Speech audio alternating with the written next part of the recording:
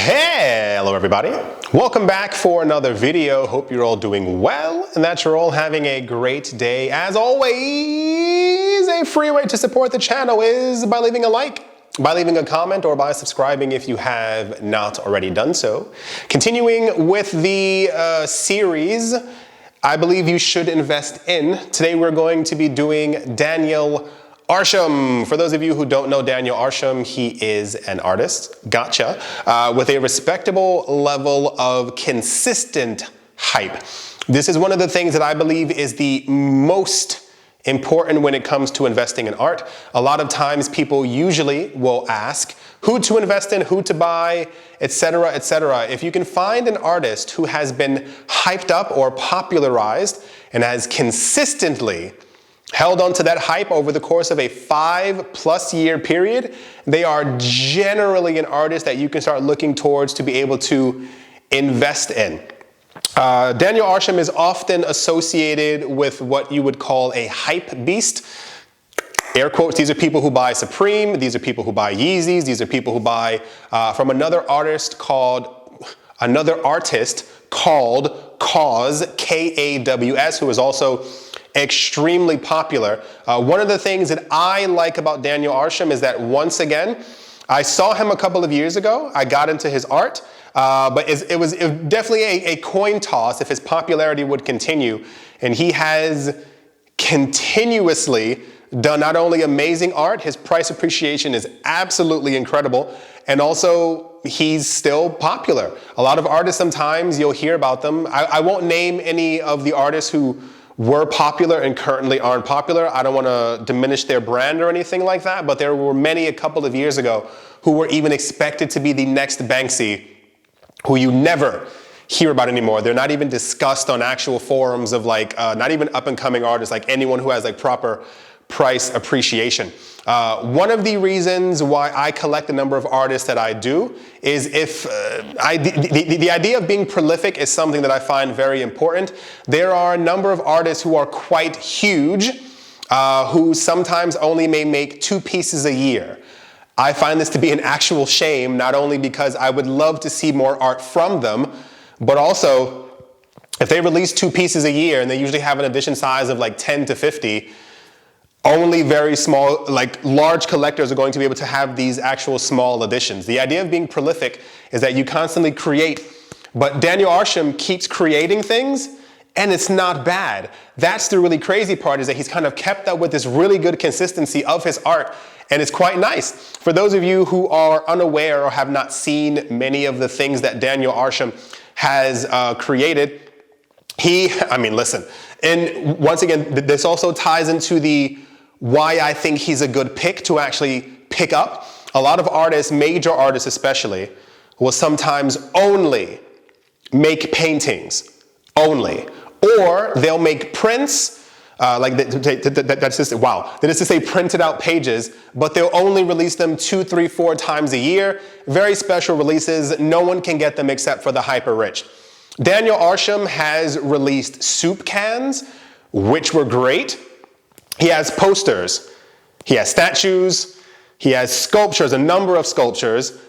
He recently made a sink with a company, which I saw. I think it's also a 3D printed sink, which kind of even makes it even cooler. He's had sneakers, he's worked with Dior. He is really out there as far as being an actual brand. The really important part for this is that while some of his pieces, he makes sculptures that look like, how do I explain it? That either they're made from, actually are, made from volcanic ash, or made from stone with things sticking out of them. I'll try and show you an example of it. But these may be quite high in price, i.e. they start around 2, 3, 4, 5, 6, 7, 8,000.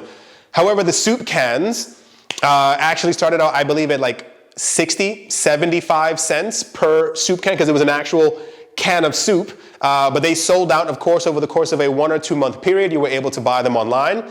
These are now reselling for $80, $90, $100. If you were lucky enough to, what is that? If you spent $8 and bought 10 soup cans, you'd have around $800 worth of art right now. That's kind of the idea. It's this, I tell you artists on this channel that aren't for the super wealthy. They may make pieces that super wealthy people can buy, but the entry point for you is also still incredibly easy.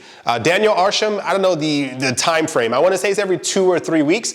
He releases usually an art piece on his actual website. You can find him through his Instagram as well.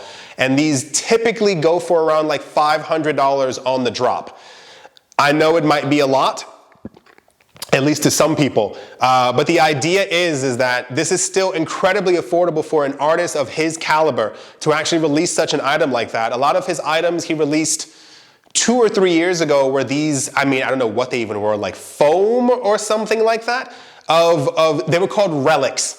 Got it, they were called relics. Basically, the idea is that 1,000 years in the future, someone's digging under the ground and they find these relics, and it's basically the everyday items that we're using right now, but 1,000 years in the future, and therefore they've been crystallized or mummified, whatever kind of word you really want to use there. These were also starting at 200, 300, 400, 500 per piece. Now, 3 or 4 years later, they're impossible to find, and some of them are going for thousands when they actually do end up going onto the market. He has an incredibly easy level of being able to get into his market, which is why I actually like a huge part of his art. I was actually very surprised because when I got into him, I was kind of expecting him to like teeter off in popularity and also in, dare I say, quality? No, I think he's also ambidextrous. It's really weird. There are photos you can find and videos of him like painting with 2 hands at the same time, and I don't know if his eyes go like this sideways or how exactly he's doing it, but it is quite interesting. Yes, his prices tend to double or triple usually after the initial release, but the more important part for me has always been, I've showed you the price graphs before, is over the course of a 2 to 5 year period, have they maintained these price levels? Have they maintained their popularity? Are they becoming more popular? What brands are you working with? This guy, I think he was a student somewhere in New York City, and was it 10, 15 years later, he's now working with Dior. These are very big jumps in a consistent amount of time. Now, this is my own research.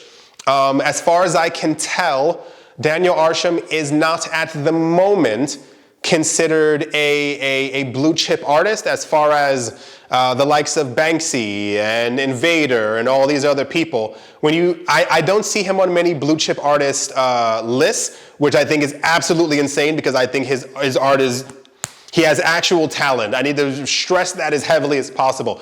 There are a lot of artists out there who do extremely well, not gonna name any, who don't actually have a lot of talent and kind of willy-nilly their art. I do eventually believe he is going to be one of the most popular artists on the actual planet. Not even joking, I think he's going to be spoken about in the same breath as Banksy and many of the other icons that we currently have right now. It could simply be because of his age. I think he's 36, 37, maybe even lower than that.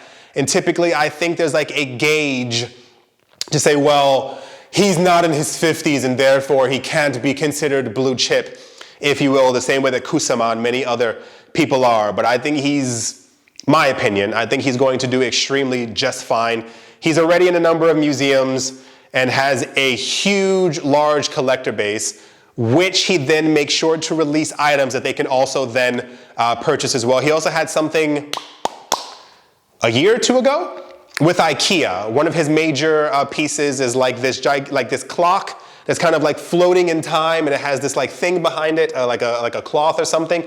He released a smaller version through IKEA, and I believe they were $40 a piece. So you kind of get what I'm saying, and I think these are also going for quite a large amount now as well. Yeah, I really like his work. He's one of the very few artists who I can actually say I'm happy to have him in my portfolio.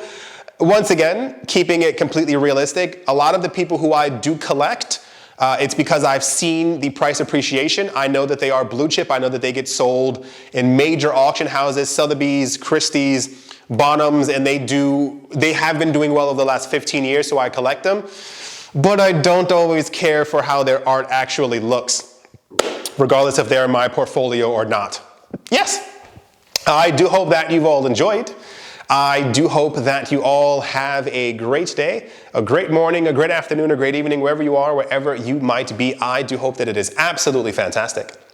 Thank you all once again for watching and or listening, and I will most certainly be talking to you all soon. See